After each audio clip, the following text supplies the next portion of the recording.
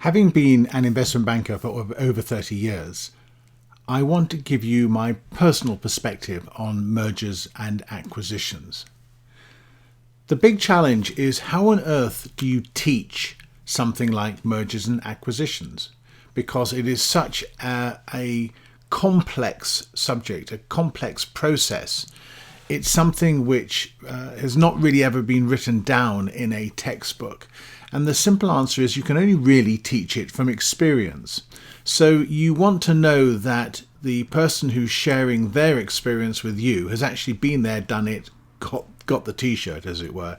It's all well and good having spent a couple of years in an investment bank as an analyst, but then you're really a sort of a voyeur of the process. You're not actually doing it. You're not the senior director running the process and making the decisions.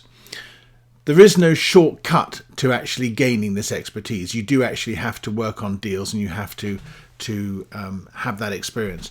But having done this for 30 years, I'm now in my mid-50s, I really love sharing this experience with you. And I also want to give you my perspective on what it's like to be involved in mergers and acquisitions.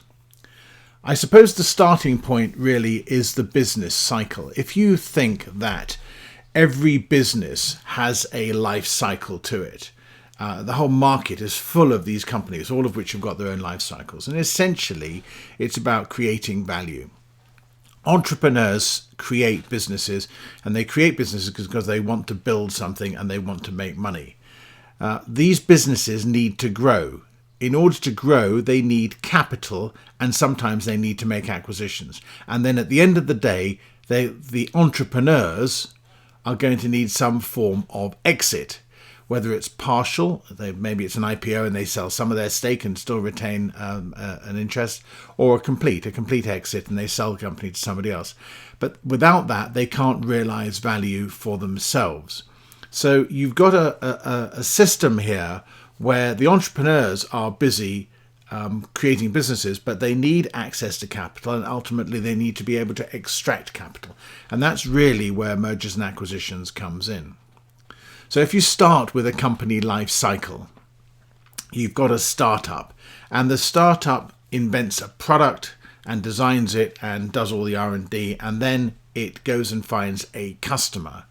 Now, if one customer buys a product, that's not really proof. If lots of customers buys a product, then you've got a market. So the company is now growing. Now, in these early stages, they need access to capital. So capital has to be put in. It's very difficult to bootstrap a company from absolute ground zero with no external capital whatsoever. Once the business is established, it's got a group of customers, it needs to grow and it needs to scale that business. And again, if you grow a business, then what happens before you actually get cash in is actually it sucks cash in, because you have to buy materials, you have to pay people, and you have to do all this before you can sell a product or a service to get the money back. So it needs working capital. Now, at some point, it needs to consider how it's going to exit, how the entrepreneurs, the shareholders, are going to achieve an exit. And that could be through a sale, an IPO, or a buyout. And as part of the growth process, they may need to make an acquisition. The company may merge with another company. So mergers and acquisitions sort of covers everything, but it also includes a company sale, because you can have an acquisition, but the other side of an acquisition is the sales side. And I'll come on to explaining that as well. So mergers and acquisitions includes company exits as well. IPOs are a different expertise. That's where you have to have a lot of detailed knowledge about the listing rules in your market, and you have to be able to go through all the process and the documentation of doing that. I've done listings in the London market, but not probably for about 20 years. But that is a different skill, and that's normally handled, all the detailed work on that is handled by a stockbroker rather than an investment banker. So what are the key steps as an advisor? Well, basically, you need to give the company strategic advice. You need to get on board and understand what they're trying to achieve, and then be able to advise them from your experience of the market and the sector about what they want to do. Inevitably, they will want to raise capital at some stage. Now that might be through an IPO, but it's in the early stages, it's much more likely to be through private or institutional, i.e. private equity venture capital investors. The company may well wish or need to make acquisitions. So you'll have to help them on the buy side to find companies to buy and then organize all that and get the funding for it. And then from a sale perspective, you have to help them to realize their investment. And that might be through a complete exit or by working with a stockbroker to achieve an IPO. Now, let's look at some of the market players in the M&A ecosystem. And I'm not really going to focus here on the companies. Obviously, the companies are at the core of the ecosystem. But from the advisory perspective, from the perspective of the M&A players who are making the process happen, you've got the investment banks who may or may not have an equity stockbroking function inside them. In the old days, these two functions were separate, really from the late 80s onwards, which may seem like history to you, but it's not to me. Then these became very much more integrated. So you have the investment banks, you have accounting and auditing firms who really handle the financial due diligence and the accounting side of the deals. You have the lawyers who handle the legal due diligence and the documentation of the deals. And then you have the consulting firms who may or may not be involved. The larger the client company, the more likelihood they will be involved. They're very useful from a strategic point of view, from a due diligence point of view, and also from an international point of view, because very often they have international offices. If you're an investment banking advisor, you really need to have a sector focus. It's too wide a market, unless you're operating really at the tiny end, to be a generalist these days. That's my firm view. So I concentrate on the tech sector. So you need to understand the sector, who the players are, what the different subsectors are, how the sector is structured and organized, what the trends are, what is driving the growth of the sector, what technologies are new, what regulations are coming in, who are the major players, what is hot, what do people want to invest in. And then you need to have a very good grasp on how you value companies in the sector. And different sectors have different metrics and different, sometimes different techniques, because the way of valuing a property company is very different from valuing a tech startup. Let's look at the sector focus in a bit more detail. You need to understand the landscape and the business ecosystem. So who are the players in the market? You need to know who the market leaders are. You need to know which are the growth companies, who are the disruptors, and frankly, who are the targets? Who are the companies that are going to be able to be seen as acquisition targets for your clients? And of course, you can put any company that's owned by a private equity firm or a VC firm on that list.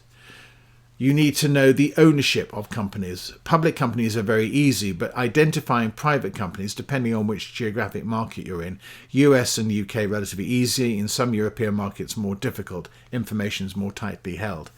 You also need to know who are all the venture capital and private equity players in the market and which companies they own and when they bought them and therefore when they're likely to exit from them. Then you need to have some understanding of the strategies of the companies in the market. Are they acquirers or consolidators? Are they growth companies or are they targets? And you need only to look at their recent history to see which of these groups they fall into. If you're an advisor, you also need to have a good idea of the deal history in the sector. Who has done what in the past? And it's by watching who's doing what to whom, then you can start to identify possible opportunities from an advisory perspective. But it is a complex picture because there are companies who are raising money all the time. There are companies that are being started all the time. There are companies who are making acquisitions all the time. And there are companies who are exiting all the time. And if a company goes from a private company to a public company through an IPO, well, now it's got paper, which is publicly listed, that they can use for acquisitions. So they in a sense, they've achieved an exit, but they've metamorphosed into a type of company that they can now go on and become an acquisition client. You need to understand who's funding the businesses, because you need to know that the businesses are fundable. you also need to have a good national stroke international perspective, because it's no longer good enough just to understand what's going on in your market. You need to know which companies are coming in from overseas to enter your market, or you need to have a perspective on the companies in your market who want to go overseas, and ideally you help them with both. As an advisor, what is the key question? Well, the key question is, why should they hire you? And you have the IBM issue stroke dilemma here, because nobody ever got fired for buying from IBM. So there's a tendency for clients to rush to the big bulge bracket firms who may or may not take them on. But in a sense, if you're not in a very big firm, then you have to be able to carve out your competitive position very clearly to demonstrate why they should be hiring you. So you need a track record. You need to have done deals. You need to be able to demonstrate your expertise, both in the M&A process, but also in the sector. You need the ability to originate deals. You need to be able to think and come up with good ideas about companies that could be acquired for your client. And of course, you need to be very clear about how you're going to be paid. Whether you take a retainer, whether you work on a success fee only, whether you get paid for stages, whatever it is. But you need to be very clear what your terms and conditions of business are. So if you then take that position and say, well, okay, I've got to identify potential clients. So I'm now the investment banking advisor, and I'm thinking about my own marketing for my own business. So I need to be able to identify the buyers. I need to have relationships and contacts with the sellers. I need to know all the key financial investors in my sector. You need to know who is doing deals, who has the money, which companies have got the money to do deals. And critically, you need to build relationships with the decision makers. So let's talk about some of the outline skills then. Clearly, you need to have a good understanding of the M&A process. And you need to differentiate in that between the buy side and the sell side. So if you're on the buy side, you're acting for a client who wants to make an acquisition. If you're on the sell side, you're acting for a client who wants to sell his company on the other side of that acquisition. You need to be able to pitch.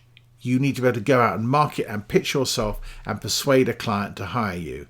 And you need to have very clear terms of engagement for your client, and that's normally in the form of a detailed engagement letter, which can run to several pages and often several pages of additional appendices with boilerplate stuff on them. So you need to be able to present yourself and your terms and conditions very clearly.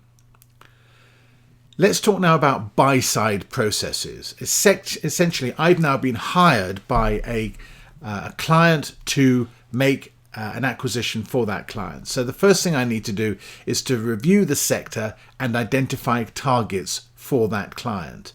Those targets have to be available. It's all well and good having a paper exercise identifying a long list of targets, but unless you actually know that the board of that company are prepared to contemplate a sale now, it's no good talking to them now if they're talking about a sale in 2 years' time. And then you need to be able to make an approach on behalf of your client to see if they're prepared to have a discussion. That leads, logically enough, to initial discussions between the parties, which at first may or may not involve your client and or the disclosure of their name. You may do that on a no-names basis to start with. You'll need to come to some view and then agreement on value and valuation. So you'll need, as the advisor, to value the company, and then you'll need to share that view with your client, and then we'll pitch that value as part of the acquisition price to the target company. That leads inevitably to negotiations. That leads to the tabling of a letter of intent, which sets out the key terms which are negotiated and then agreed. Once that letter of intent is agreed, there's a phase of due diligence where you send in the lawyers and the accountants, the management consultants, anybody else you want to do on environmental, health, HR, whatever it is, to go and check that everything is right. There are no skeletons hiding in the cupboard of the company you want to buy. And then finally, you get everything sorted out, you finalize the terms, you draw up a sale and purchase contract, and then you agree the deal. On the sell side, it's a slightly different process. The last part of it mirrors the first part, but from a sell side, you need to go and pitch to the client, and persuade them that you are competent to handle the sale of their business. So you'll need to give them an idea from your perspective of the valuation and the key exit conditions that you think will suit their business. And you'll also want to know from them what their key exit conditions are. Do the management want to stay? Do they want to go, for instance? You'll need to identify the universe of potential acquirers, have an understanding of their strategy and the rationale. What you're looking for is the acquirer who wants to pay a strategic premium for your client, and therefore you achieve a higher price on the exit than you otherwise would have done. You'll need to put together the data room. This is the data room that is used in the due diligence process, and it's quite a complex collection of business documentation, which will be overseen by accountants, but at the end of the day, you are ultimately responsible as the investment banking advisor to make sure it's put together. Then you'll need to market the business. You might do this as a rifle shot, only approaching one or two potential buyers, or you might run a wide-ranging auction and approach a whole wide range of potential buyers. Maybe initially on a no-names basis, maybe initially only with a 1 or 2 page teaser about the deal, but you will then need an information memorandum on the company as part of your marketing materials to then, once the potential buyer has indicated interest, they've signed a letter of confidentiality, and then you provide them with the information memorandum, which is probably a 30 or 40 page book about the business, which helps them to form a view as to whether they want to make an offer. There'll be some negotiation and discussions, and then you receive an offer or offers, ideally. Those offers need to be negotiated and ultimately heads of terms agreed with one buyer. You may be negotiating several heads of terms at the same time, but you then really only want to sign up with one. That then leads to due diligence. That leads to final documentation, sale of purchase contract, closing, and the money changes hands. So that is the other side of the deal. As an advisor, as an investment banker in this process, well, you need a lot of skill. This is not something which is an Airfix kit construction. It is a very complex process, and it depends on a lot of experience. You need to have a network and relationships across your sector and across all the financial investors, and probably into other investment banks as well. You need a track record, and you need to be able to demonstrate your integrity, because confidentiality and trust is so important. You need to be able to pitch your business and your abilities and sell yourself to clients. You need to know how to market their businesses to other potential buyers in the market. So you need marketing skills as well. You need to master and understand all the documentation involved. You may not write a lot of it, but you'll certainly want to be able to advise on whether the phrasing and the weight of paragraphs and content of detailed documents are right and are in your client's favour. This is something which you can only really gain from experience. You then need to be well organised and be able to manage the deal process, because that's your primary role, is taking it all the way through. And that means following up on meetings, organising agendas, making sure that action steps are taken, making sure that the process follows the timetable that you set out. And of course, you need negotiation skills, because you are the lead negotiator for your client, and you need to advise them on the best way to negotiate the deal and to get the deal closed. So that's my personal perspective on mergers and acquisitions. It's based on over 30 years of experience. I know this has been quite a long lecture, but I want to share that personal experience with you to give you the confidence that I have that detailed understanding of the mergers and acquisitions process, which I'm trying to share with you.